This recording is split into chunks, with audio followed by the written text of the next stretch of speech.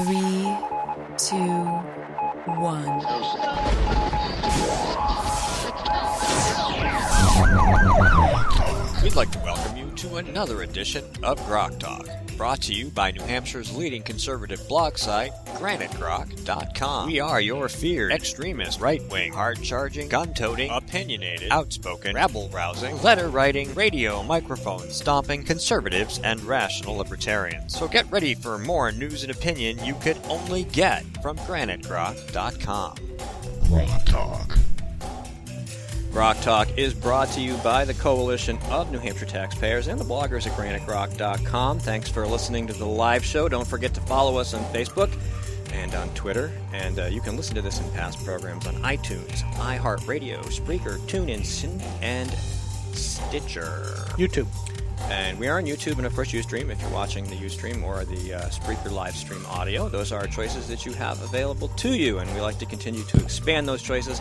And we're looking at getting into broadcast in various ways online. We're always looking for ways to expand our reach and to get more people to listen to the show. So, in that vein, we like to have guests who know a lot of things about a lot of stuff that we don't always know about. And Mike Farris is a constitutional appellate litigator who served as lead counsel in the United States Supreme Court, 8 federal circuit courts, and the appellate courts of 13 states.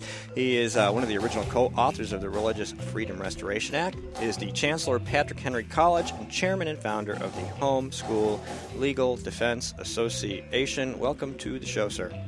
It is my pleasure to be with you in New Hampshire, great state. Thank you very much for coming on. So we want to talk about, or actually we planned to talk about, we can go anywhere you want, of course, about the recent Supreme Court ruling on same-sex marriage. Well, unfortunately, that decision attacks two of the most basic principles of what it means to be a country called the United States of America, and that is the principle of self-government and the principle of fundamental rights. Self-government is that we elect legislators to make the rules. Or, at the state level, we can have direct democracy of the people vote on things at the state level. For example, marriage. 32 states voted to say we want to have marriage to be recognized only between a man and a woman, and the Supreme Court said, nah, we think our political opinions are better than the opinions of millions of people. We're going to say it's going to be same-sex marriage that you have to approve.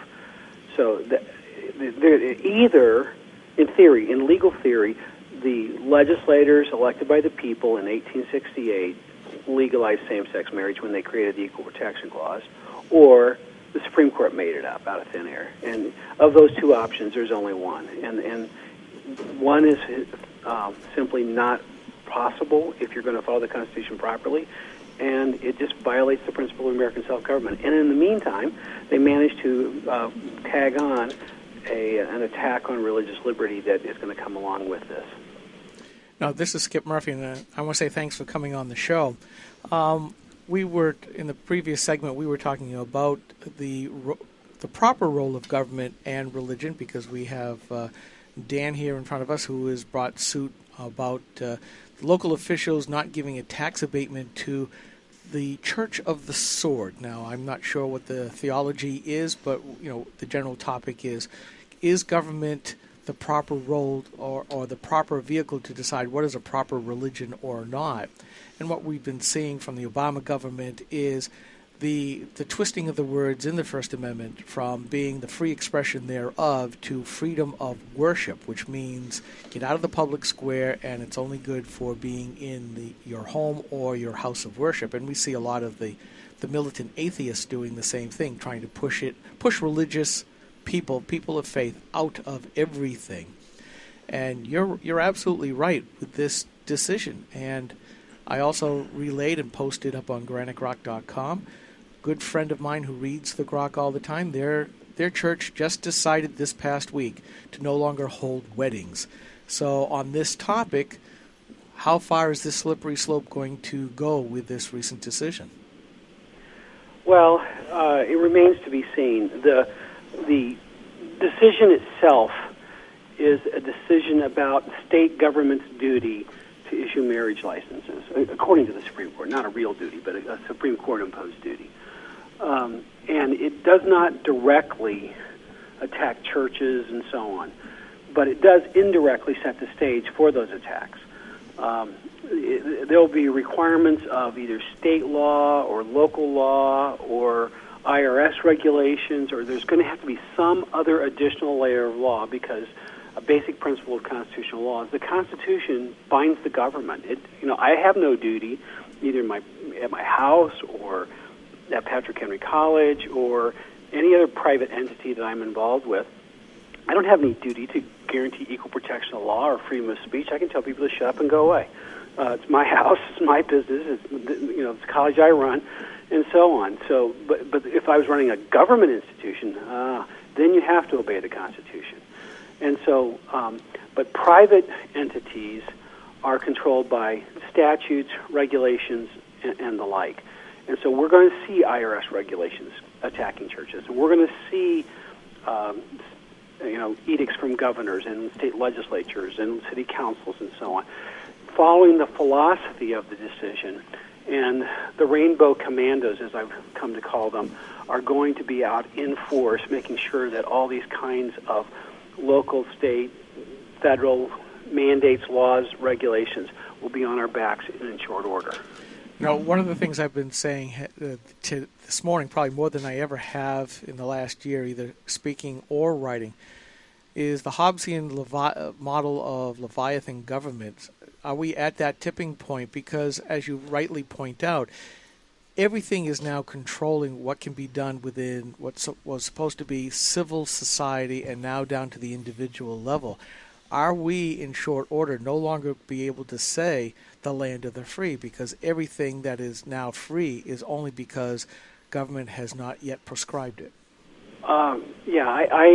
I think you're exactly right. And to return to your religious liberty point, it's the best way to tell, because what preceded religious liberty were so-called tolerance laws. And tolerance laws, you could be tried for heresy. The rule is basically this: if you didn't differ from the official Orthodox too very much, there were 5 specific areas allowed to disagree from the Church of England and the Tolerance Acts of William and Mary, for example. If you only disagreed in those 5 acceptable areas, you were tolerated.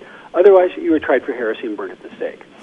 And that's what we're seeing in our society today. We don't burn people literally at the stake, or at least not yet, but we're burning businesses at the stake with a $135,000 fine on bakers for not baking a cake. And it's just simply, we are and to your point earlier, we are losing the free exercise of religion. The freedom of worship is not what this country was founded upon. It was the free exercise of religion. It was the right to bring your religion into the public square and stand up. Religious people have the right to stand up and say what they want to say based on their religious belief, just as much as the atheist has the right to stand up and say what he wants to say based on his atheism. But a free country cannot exist where we lose the difference between tolerance and liberty. A liberty-based country is free. A tolerance-based country is not free. It's socialist. It's big government. It is the worship of the state. No, and I think you're absolutely right there.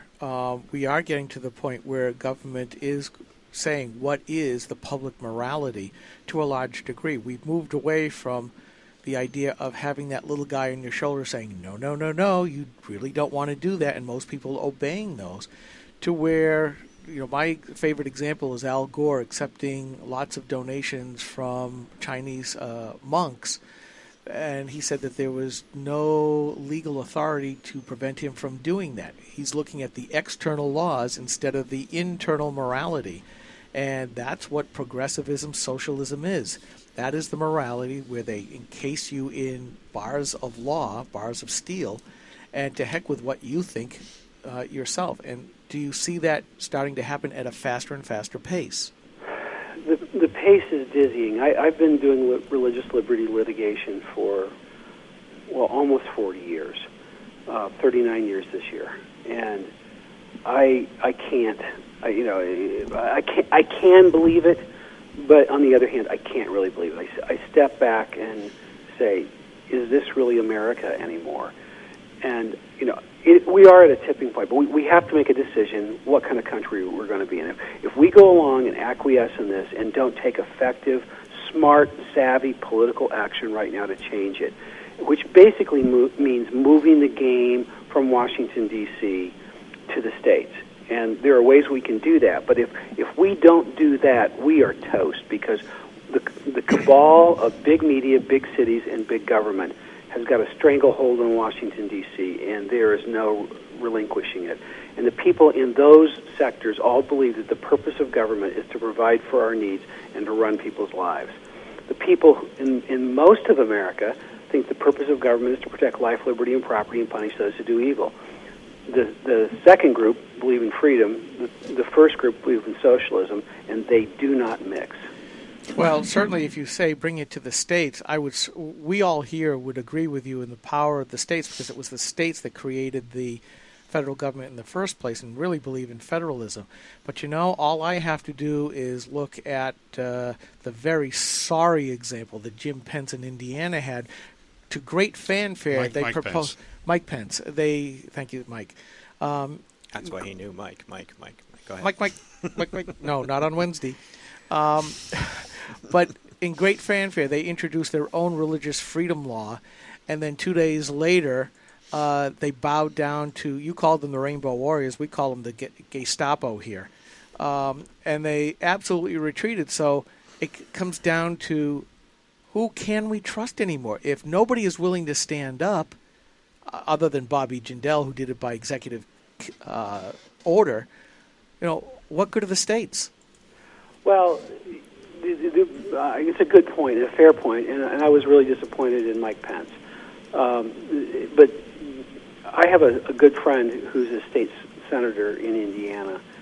He actually used to work with me, and he said it wasn't, as I call them, I'm going to get my term correct, the Rainbow Commandos. It wasn't those people, or the Gestapo. That's a great term also. It was Apple Computers and Alaska Airlines. It was the corporate warriors that basically blackmailed that state into submission. They would have weathered the storm if it was just the gay radicals. They would have just kind of shrugged their shoulders and taken it for a couple of days. But it was those big businesses, and so as consumers and people, we have to basically say we have to punish those people. If they're going to use their corporate power to accomplish those objectives, Walmart, for heaven's sakes, Walmart was doing the same thing to the governor of Arkansas, and so if we continue to just go our way and buy Apple products and shop at Walmart and all those things, and we don't, if we just one by one quit, that ain't going to mean anything to them. What we have to do is organize efforts to say, you know what, if that's going to be the way you use our money once you buy your products, we're not going to go there anymore. We can fight fire with fire if we have the will to do it. Hey, Mike, I think we originally booked this for 15 minutes. Can you stick around for a little longer? Sure. Okay, we're going to take a really, really quick break. Stay on the line, and we'll be right back.